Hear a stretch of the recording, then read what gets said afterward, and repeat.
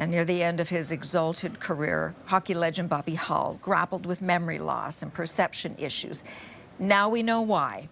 His family today announced that Hull tested positive for CTE concussion, the brain disease linked to repetitive head trauma.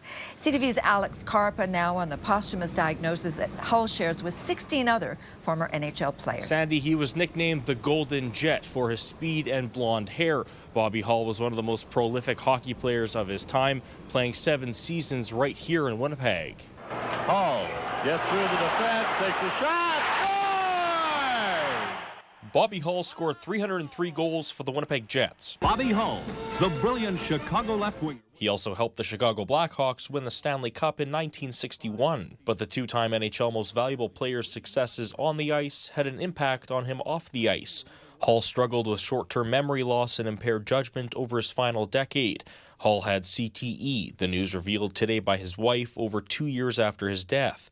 Deborah Hull wrote, "Seeing the pain and heartache suffered by his lifetime friend Stan Mikita's family, Bobby felt strongly no other family should have to endure CTE," and goes on to say he insisted on donating his brain. Boston University CTE Center did a post-mortem analysis on his brain and found that Hull had CTE in the frontal cortex. He also had it in a part of the brain called the medial temporal lobe, and that's a part of the brain that controls learning and memory. Hull is the 17th known former NHL player to have tested positive for CTE. The National Football League admitted in 2016 that a link between repeated brain trauma suffered in football and long-term neurological disorder exists. The NHL, on the other hand, has consistently rejected the claim.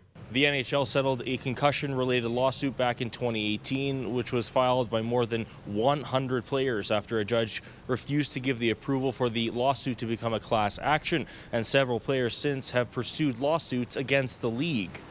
Sandy? Alex, thank you.